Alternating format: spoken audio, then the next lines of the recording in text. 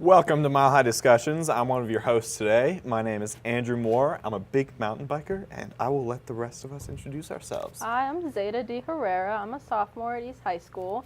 I love volunteering. Yeah. I'm Emily Harrison. I'm a senior at East High School, and I run a club called Angels Against Abuse, where we bring awareness to victims of domestic violence and other types of abuse. My name's Paige. I'm 17. I'm a senior at Northfield High School, and I really like art and music a lot. So. All right, and today our big overarching topic is student health, and especially mental health. So I'll start off with this question. When is the last time you guys took like a real nap? A nap? Yeah, like a nap. Today in like, class? oh, that's bad. I'm just kidding. Today I'm in just class. kidding. No. When was last time? I think yesterday. Yesterday? Okay, right that's after good school. because it's How been. long was the nap? It was like 2 hours maybe. That's significant. Yeah. That's awesome that you have that much time to take a nap. I think the last time I've taken a nap was probably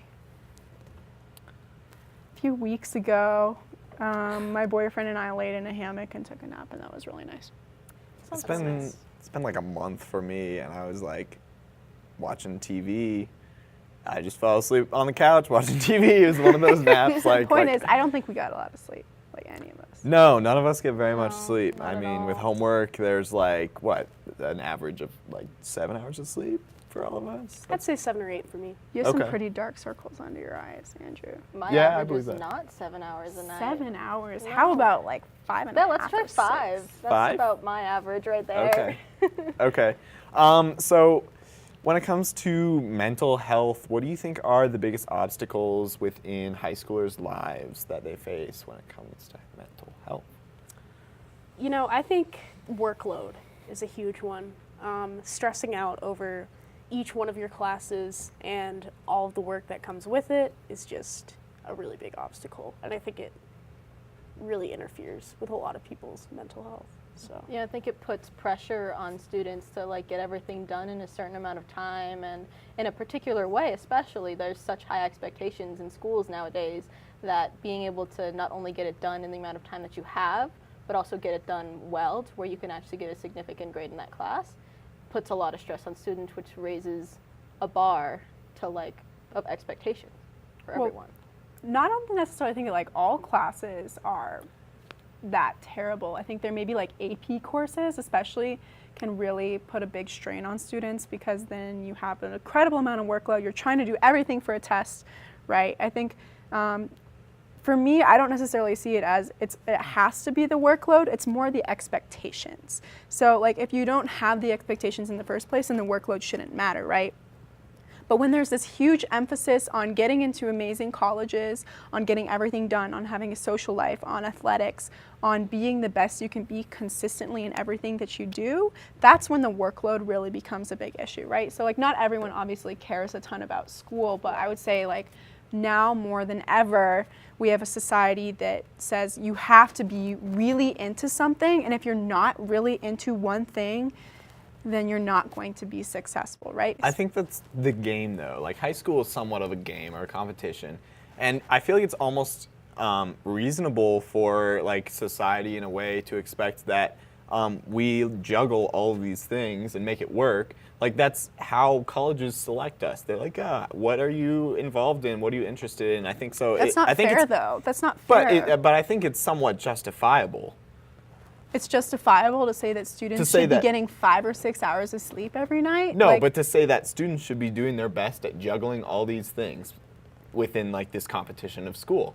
It's justifiable to say, hey, if you're a student that does well with this, you're going to get into a good college and you're going to make $300,000 a year. Yeah, but what But that's about not the realistic. Yeah, that's not realistic. What about the students that like struggle with those things, like who can't function off of 5 or 6 hours of sleep every night? They fall Like, behind. Like, yeah, not but exactly, so that like continues the cycle of like leaving students out who don't have those same opportunities and resources.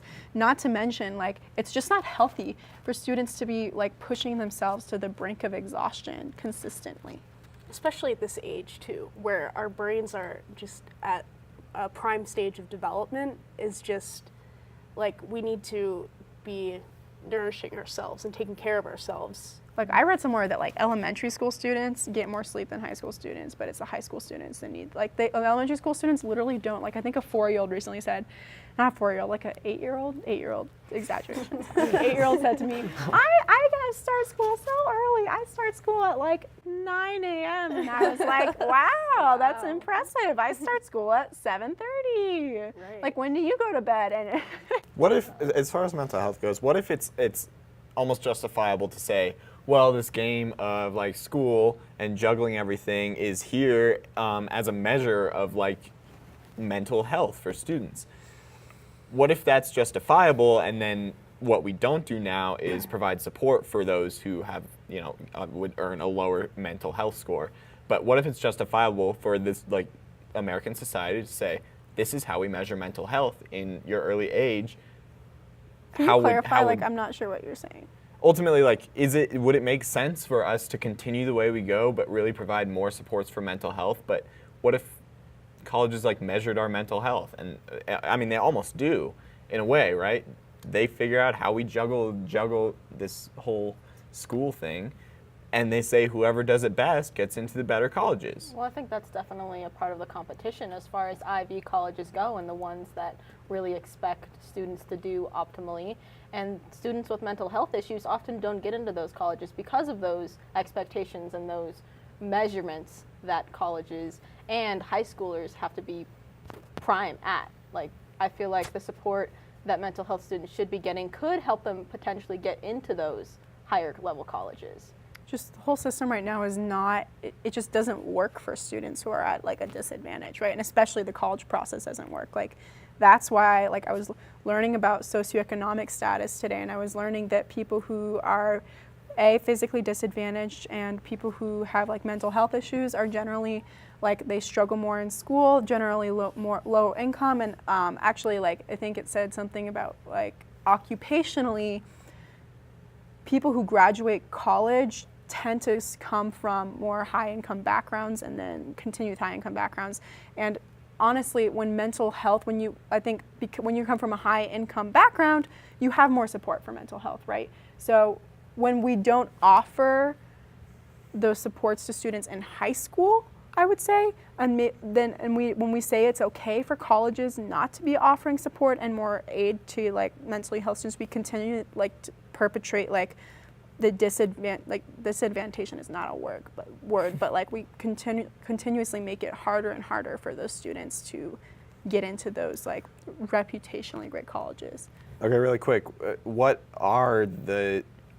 is the help for disadvantaged students that we offer right now? Or within your schools, within your societies, what? Right now, well, in my school at least, we have a team of counselors, we have a school psychologist, we have like a social worker, and support also comes from, it should be coming from teachers, from peers. I think we need to be supporting each other as well. So like a well-rounded support system, I think, is important to have with those counselors and teachers who are willing to help you. Mm-hmm. So Yeah, I think the support systems, there are support systems in play as of right now. Like, we have those counselors and we have those social workers and we have the teachers that we feel closer to and the ones we don't feel closer to, and then we have friends, and of course there's always our parents there too. But students with mental health don't often feel like they need to or can go to those people. What do you think about that? Like, why? I don't know. Before we get to that, I would say that I would like to like back us up. We all go to pretty prominent high schools, and I would like to like say, before you like think about that seems like from what I'm hearing from both you, Paige, and you, Zeta, is that your schools have a lot of support for those students. I would say a lot of schools don't have that same support, right? So like, so there's the problem of people aren't reaching out to those individuals, but at many schools like Denver has high socioeconomic inequality, right? But So then there are definitely schools that don't have those resources of social workers. Like East is a school of, and I mean it's a 2,600 kid school. Like, it's obvious that we're gonna have some support. Right, so are the counselors really able to reach out to all those students though? Well, no, they're not. And then at the smaller schools, then you have like, and then at smaller schools or less like well-funded schools, then you don't have those supports in the first place. So like, no matter where you go, there's the, like, it just doesn't support But students is it enough. like, is it counselors' duty to reach out to every individual student? Like, Ultimately, high school is a time where everybody should be learning to be an individual and exactly. should learn to self-advocate. But when you think about students with mental health issues, that could be hard. I still think, though, it's part of playing the game. So if you're playing the game, and I mean, unfortunately, like if you have a mental health issue, you're going to have more trouble. And hopefully you find a friend that helps you self-advocate. That's just But so unfair to It's unfair, but it works. Like, the Oh, I mean, wow. but it doesn't wow. work. Did you just, it works? it doesn't. No, it doesn't obviously work. doesn't work. Like just 2 days ago at Arapahoe High School, a student committed suicide, right? It's obvious that the pressures, a senior, actually, she and another student, I think it was Oh, I'm also sorry. committed suicide recently at that school. It's obvious she's a senior, he's a junior. I actually went to middle school, and the pressures, societal pressures, school pressures are just too much for students to handle right now. And it's not just that. So yeah, there's that mental health coming in is obviously a big issue, and then for students that develop health issues while in the school system, right? Okay, so then There's just not the what's your support. realistic solution? Solution. Do we teach kids to be counselors? Well, I think I don't really know that we can approach that in the in What a- else in are a you going to structured- do, though? That's You just can't a- hire anybody. There Right. is not enough people in the workforce as counselors. And that is a big issue, but I think that with this new generation of students that there will be more people who will step up to be counselors or therapists or whatever it may be. And with everything that we are learning as a society about mental health and how we're progressing, and we're not there yet, of course, we still have more progress and more ways to fix the system and make it fair for everyone, but this new generation of students who will grow up to be counselors, therapists will, I think, benefit us a lot. So Yeah, I feel like the students that are going through it right now ultimately are going to be the ones that step up in the future. Like they're Right. going through it right now, and they're the ones that are experiencing it like firsthand in a negative way. So they're going to be the ones in the future that step up and want to help those people that didn't.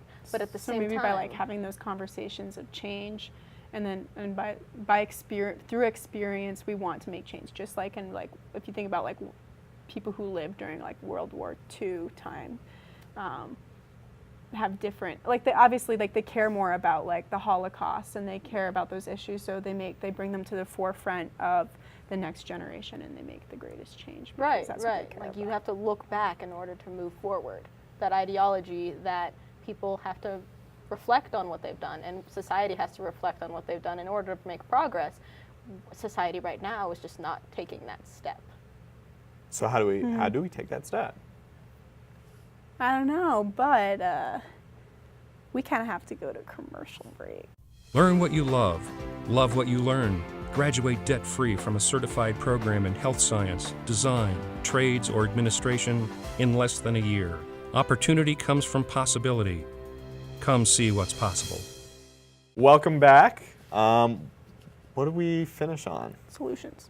Solutions. How do we fix the mental issue problems in our society?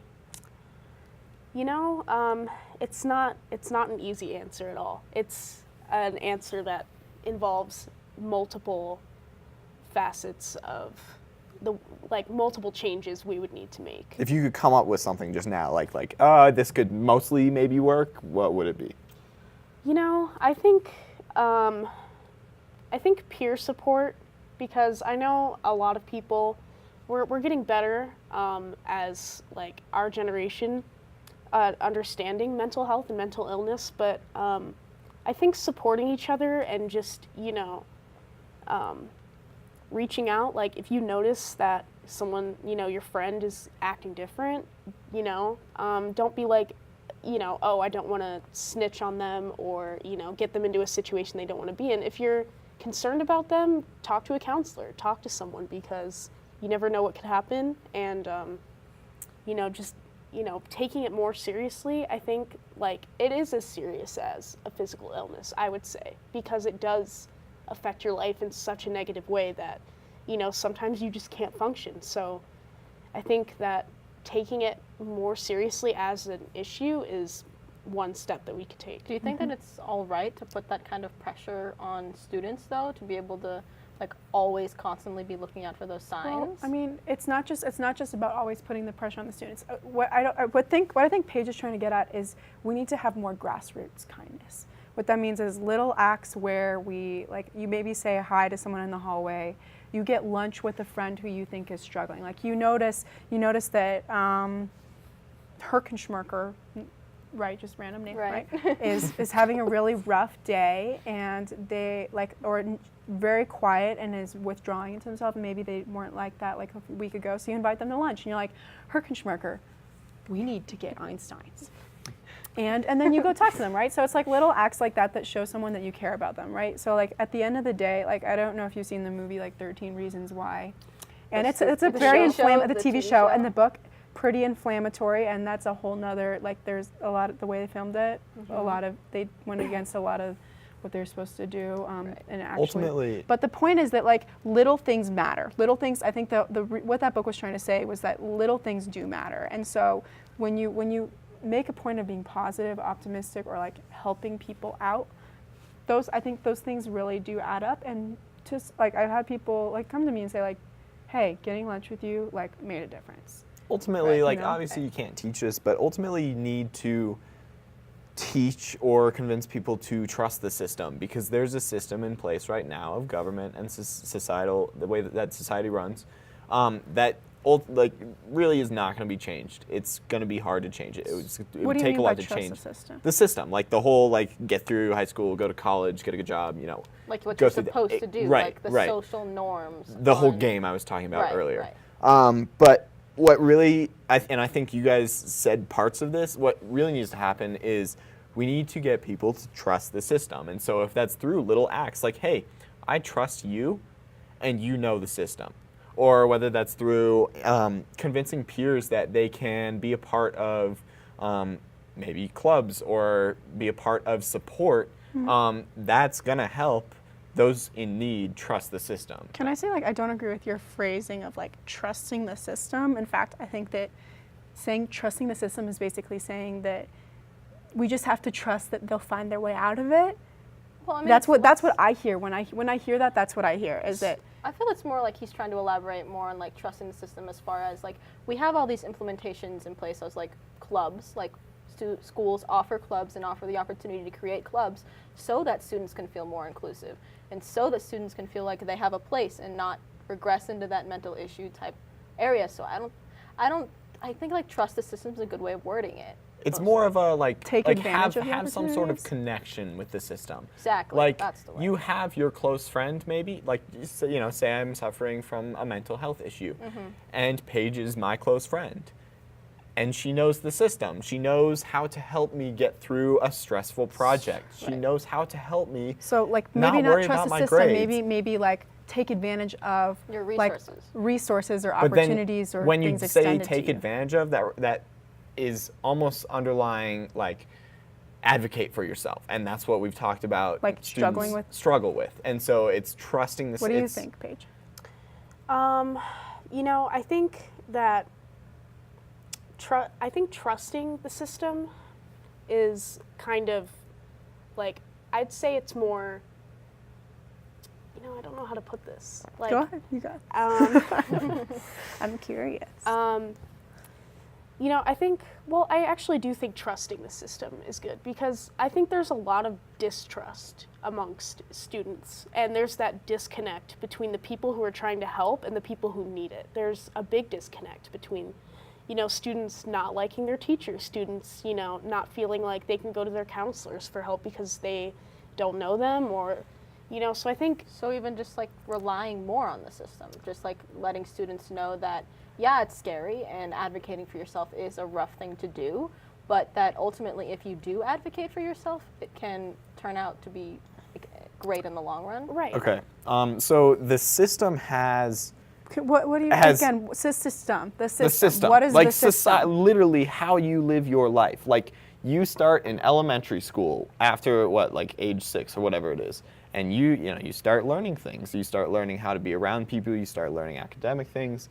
Then you get to middle school and high school, and you've got these stressful assignments. The system is, right, you're going to perform for the teacher, and the teacher's going to grade your work, and you're going to get a grade for it, and that's how you're basically categorized. Like the social norm of like how you live, like you're expected to go to school. Right, and then many people are expected to go to college, and so they're going to go to college, and same thing, they're going to have to trust their professor and perform their professor. How does that help mental health? No, but ultimately what I'm saying is students with mental health don't advocate for themselves because that's a scary thing to do.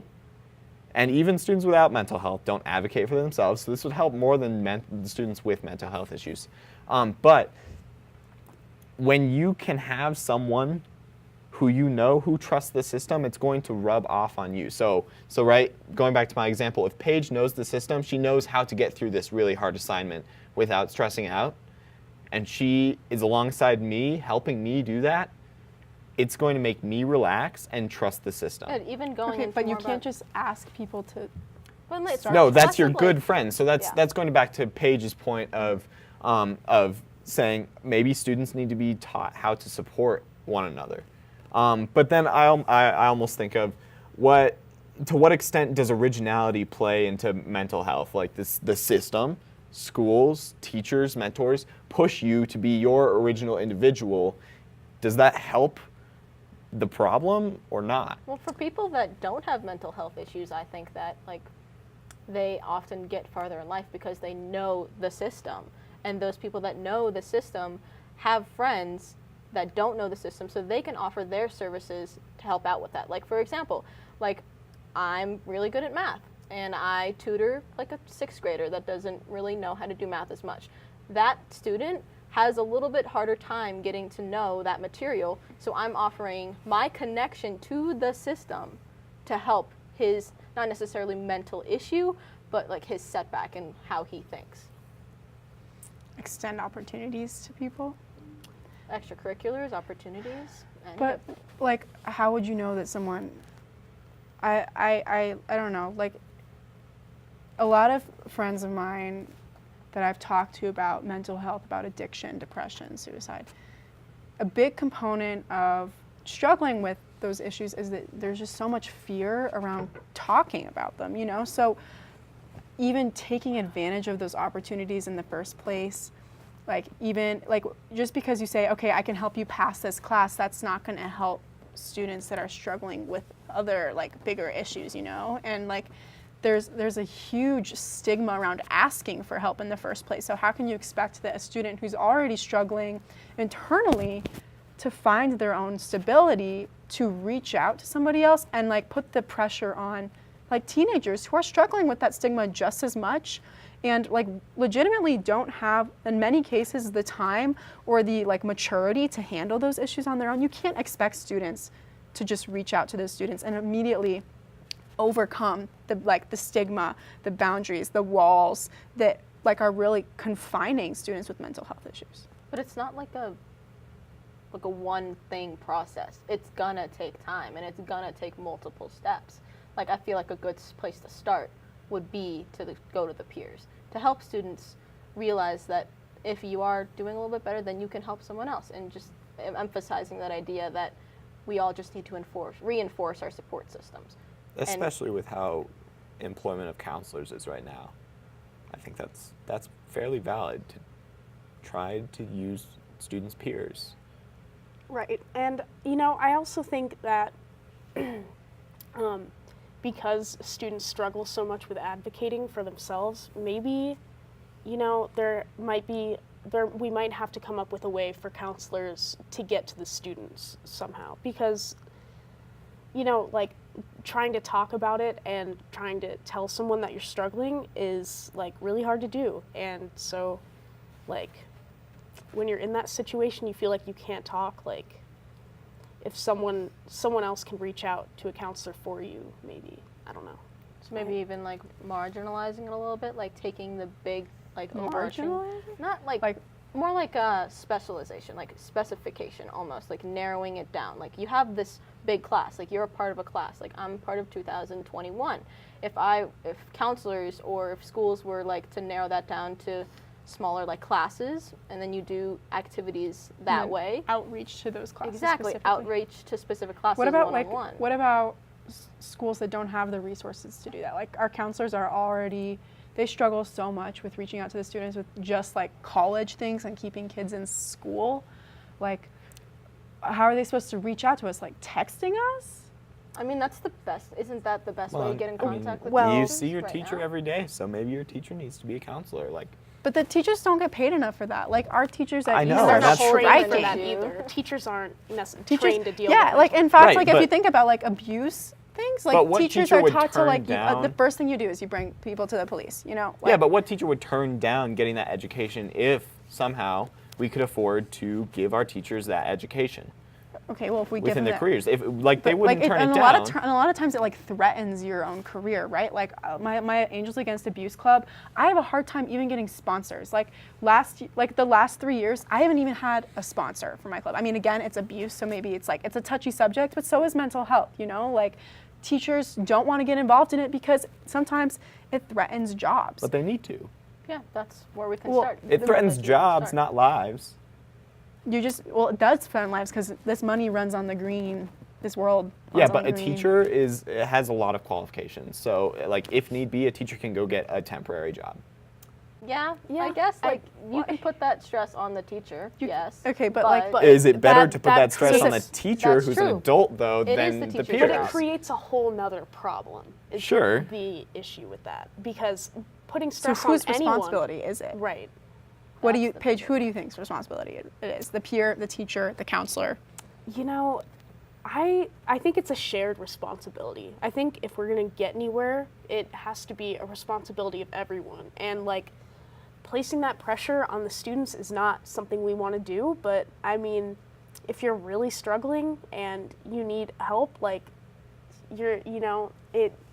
it's probably better for you to go and ask for it. And I'm not saying, like, I'm not trying to put more pressure on students to go advocate for themselves, but I'm saying, like, the pressure can't be put on one group. I think that's fair. Yeah. Yeah. Like not making it one person's or one group's responsibility. Right. Just like if we all Is that put what in it a is little, now? if we Like, all it's put in a just little counselors bit, if we now, if we right? all support, if we all put then in a there's little bit, bound to be then it'd something good coming out of it. Yeah. Yeah. Something I think about like is also like the social media side of it too. Like I definitely have friends who like there's two types. Like the friends that will post talking about their own experiences with mental health, and they will say like, "Oh, I've overcome it," blah blah blah blah blah, raise awareness. And then there's friends like, and then you'll go onto like Twitter and like Tumblr, and then get into this like void, this like pit of mental health issues, like the stigma, the jokes around mental health, memes about like mental health, depression, suicide. Like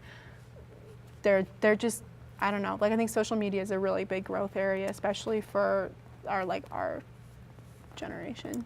I think one thing that's happened to our generation over time is just the numbness to what we're going through, and just like, trying to block it out and trying to cover it up with dark humor or whatever it may be, like memes or, and I think we're almost desensitized to the point where, Ultimately, Is that why there's our like higher generation has too depression much and suicide stimuli. rates? yeah, well, I wouldn't say that. I'm saying like,